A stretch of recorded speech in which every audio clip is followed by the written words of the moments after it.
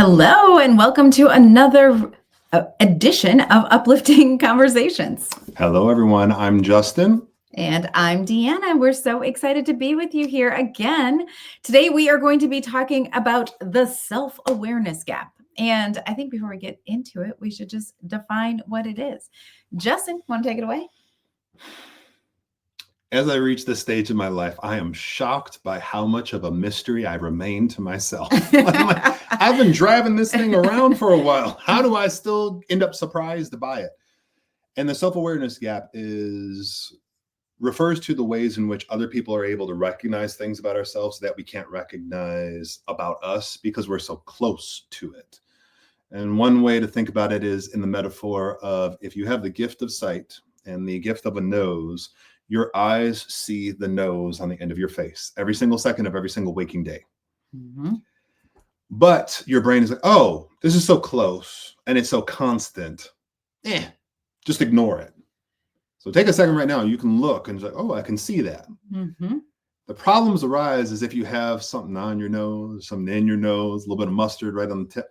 Everyone around you can see it, but you. And the same is true with our communication styles, with our habits, with our work behaviors that might not be our best. We don't recognize it because we do it so often. We're so comfortable with it that we just kind of go on autopilot while everybody else around us is like, Justin has got some mustard on the end of his nose.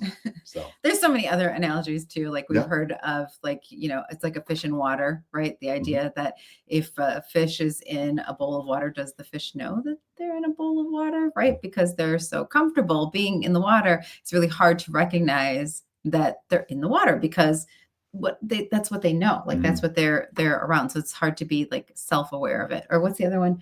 Like a forest for the trees. Like if you're like so close, something is so close to you, it's the closer it is to you, the harder it is to see. And I think one of the things that's so interesting to me is just that one of the things Justin and I get the opportunity to do on a daily basis is coaching. I mean, a big part of what we do through Uplifting Impact is a lot of one-on-one coaching, a lot of team coaching, a lot of executive coaching, a lot of, high potential coaching, a lot of, just coaching at kind of all the different levels with people at different points in their career and consistently. I mean, it doesn't matter if you are an intern, this is your first job, you are still in school, right? You're still trying to figure out what you want your career to be. Or if you are close to retirement, you're a senior executive, you are, thinking about what post-retirement looks like. It doesn't really matter where you are in your career path. This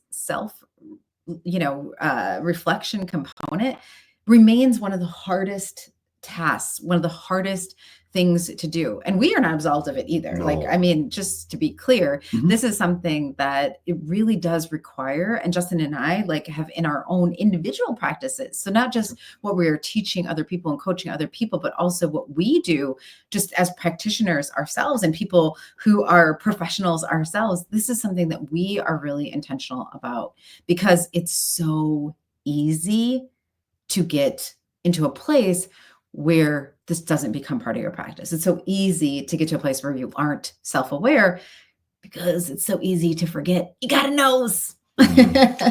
So I think one of the things that it's becoming refamiliarizing yourself with stuff that's become too comfortably familiar is watching out for those moments where we say, oh, of course, it goes without saying, and we don't question things anymore.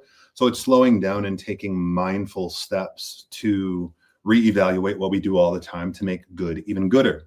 And I think one of the most interesting exercises we do with self-awareness is around current tasks, skills, and goals. Because people are like, oh, I know what my tasks are. And usually they kind of trot out their job description.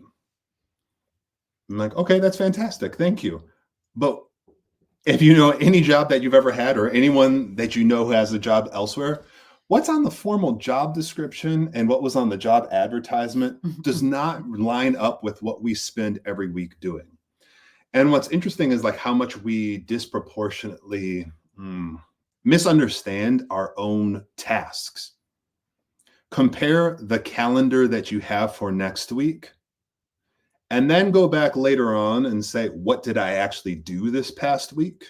If you hit like almost billable hours like an attorney, There's all kinds of people like, I work 70 hours every week. I'm like, you work 10 hours every day with no break.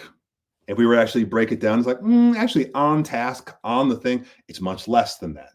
So we exaggerate to ourselves how much we're doing, but also what we're doing. Like, oh, I just spend all my time in meetings all the time.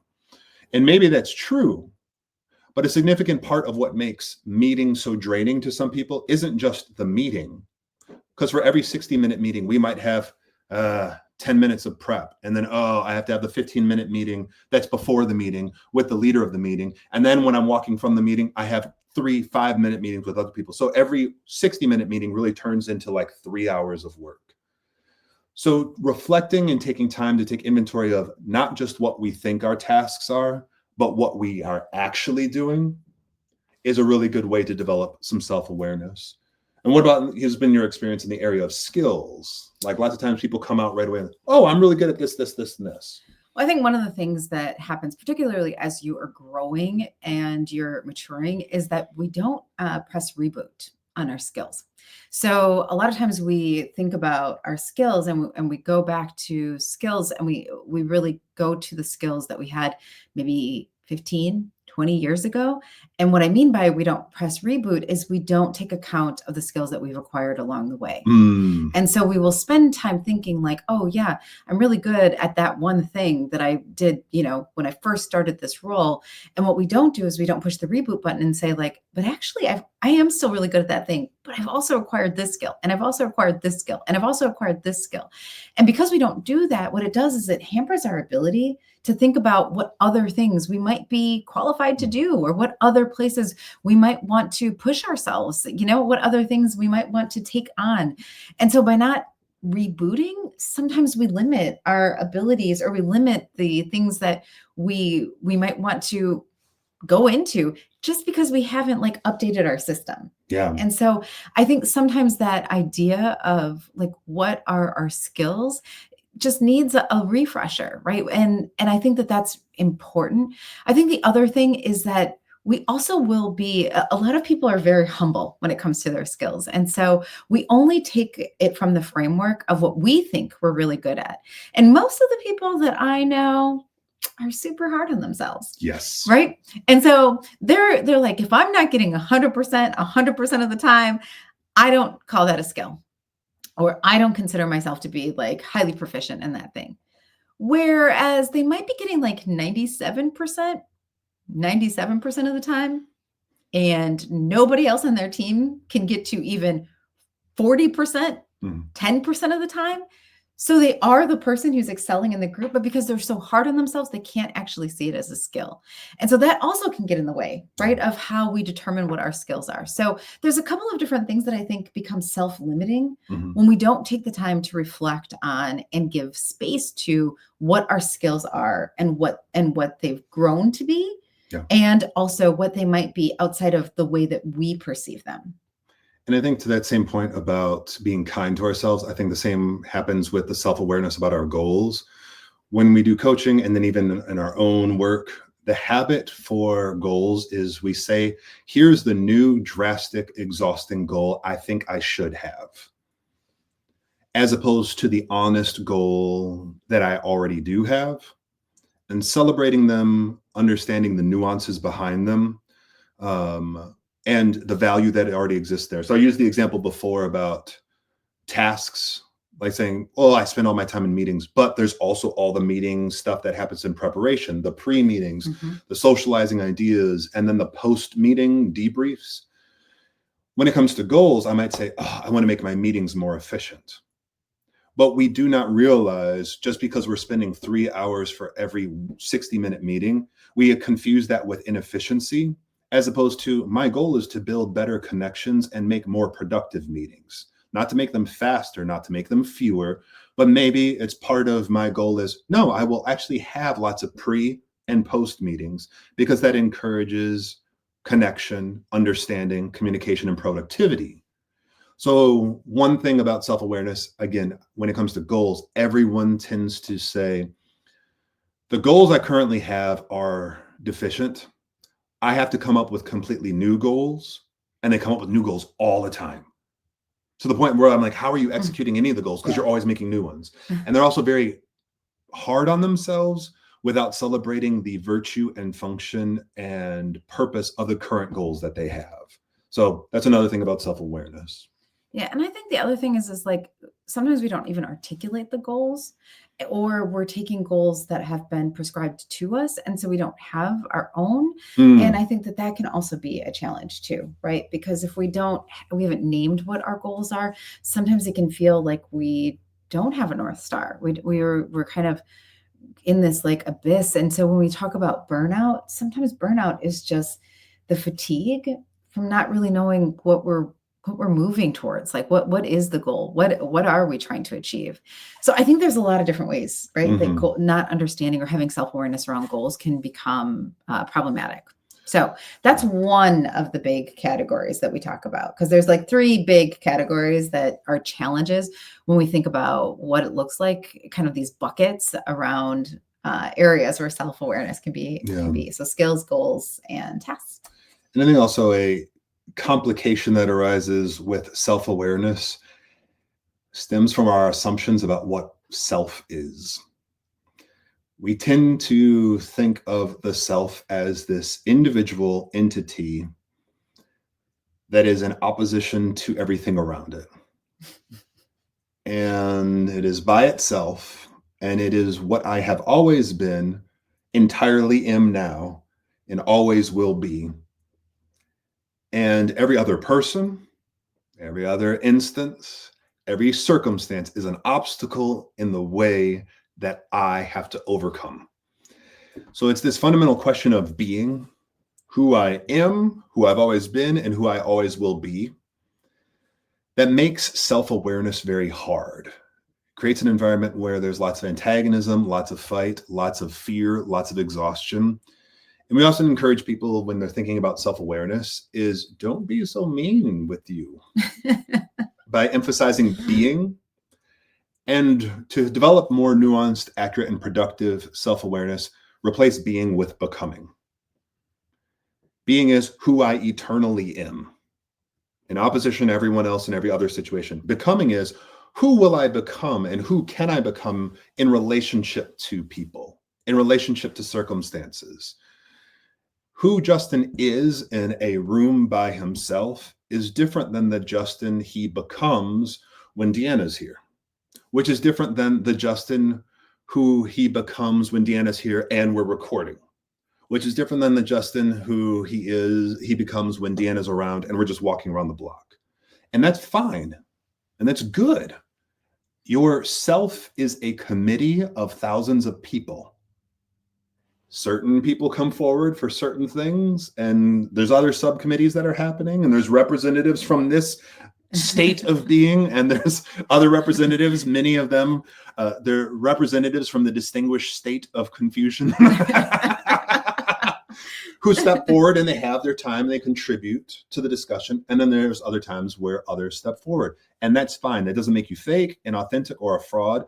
It actually makes you more productive because you're flexible, thinking about not who am I, but who can I become in this situation.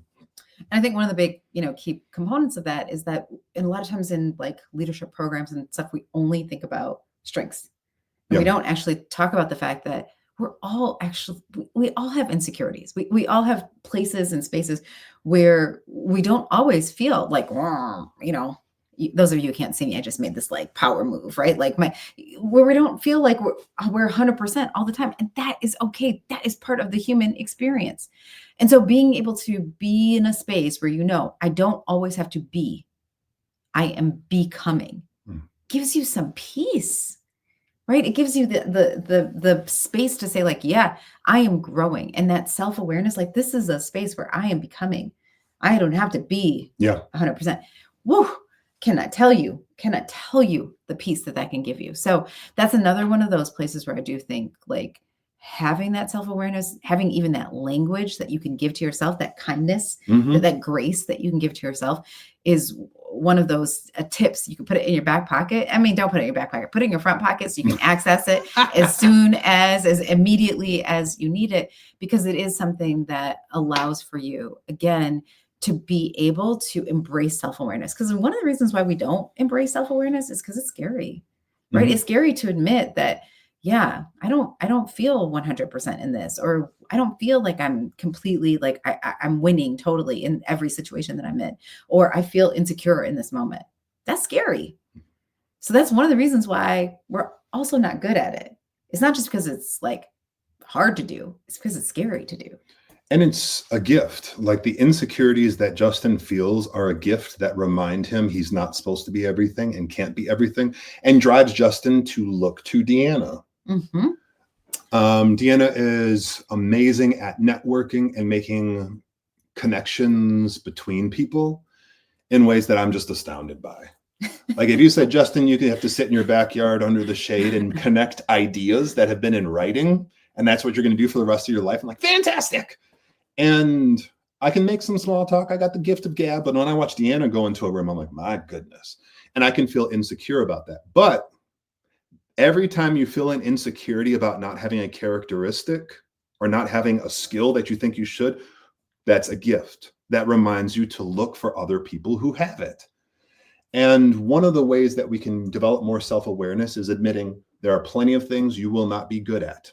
Mm-hmm. And you shouldn't be good at, because other people already are. Instead of trying to be all of it, you're supposed to look to other people, which brings us to maybe a third key about self-awareness is developing what we call KHIs. KHIs. So we often talk about KPIs, key performance indicators, and they're how to measure whether a organizational team is progressing on their goals. And some of the most popular KPIs are things like market, growth, productivity, and profitability. But every single organization, whatever their KPIs are, rely on human factors as well. Because you can't do stuff with people unless those people have a certain amount of socio-emotional needs met. If all your workers are unhappy, none of your KPIs are happening. So the KHIs are key human indicators. The things that show we are winning and progressing with human relationships that make KPIs possible. So think about the most common ones for KHIs are retention. If you don't have a workforce that's retained and stable, you can't achieve any of your KPIs. If your folks are happier and morale is high in KHIs, you're going to be much more likely to reach your KPI of market growth. If your KHIs are of healthy, trusting, vibrant communication, then my KPIs towards productivity are going to be better. So when you're thinking about, oh, I can't do this, I can't do that, I feel insecure, I feel worried about my limitations, part of the problem is we are measuring our self-awareness and our self-worth on how well I do everything on my own. Whenever you feel those, flip them into KHIs. Who else on my team is good at that? Justin likes connecting ideas. Deanna's really good at connecting people. How can we be good together? I think that KHI, like just putting that into your vernacular, putting that into your thought process, putting that into your planning process, putting that into the way that you start to perceive your team, perceive the world around you, again, takes what you have and grows it. Right. It grows what your potential. It grows your possibility. It grows your ability to have innovation. It like makes your pie bigger, because all of a sudden you start to see like these are the resources that I had when I was just thinking about myself. And here are the resources that I have when I'm thinking about it from a KHI perspective. And I think that's pretty awesome. You know what else I think is pretty awesome? What, sir? How we've taken these ideas in this little chat we've begun here, but there's so much more that you can find in written down, researched, maybe more structured format. And it's really just the foundation, the self-awareness for being a bridging leader. And we're very excited to be sharing our learnings with you all in the book that's coming out called The Bridging Leader. And in it, we focus on how to connect across differences while fostering them. And one of them is, first, we have to be aware of our own foundations. Before I can make a bridge across a river, I have to know what my foundation is. I have to know who I am. But an enormous part of who I am and what kind of bridge I can build depends on who others are and how I can connect with them and how I can change. And so we would love to have you go and make a pre-order of the book for yourself and for your teams. There is so much information in the book that will allow for you to take this concept and all the other concepts around it and make them practical and useful so that you don't have to just hear this, but you can put it into practice. So go ahead, pre-order the book because it's out there and you can do it right now. We want to thank you all also for just joining us in these conversations. The fun thing for us in doing this is that one, it gives us the opportunity to talk about these things that we've been writing about and researching and spending all of our extra seconds and minutes and hours and nights and days and dinner conversations. And maybe getting to self.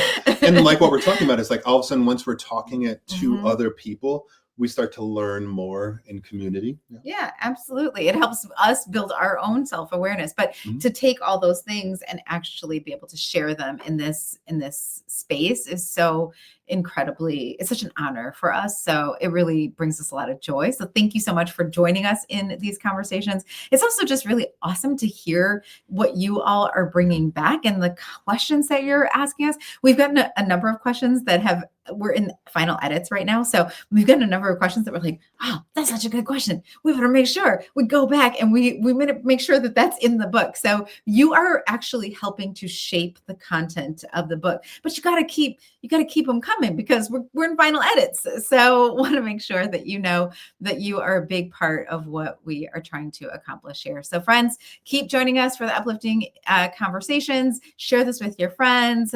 Be here with us again next week. We can't wait to hear from you. Just go ahead, keep bringing those questions, and we will see you next time, or you'll hear us next time, depending on how you're joining us today in our uplifting conversations. Until then, have a beautiful week. Bye.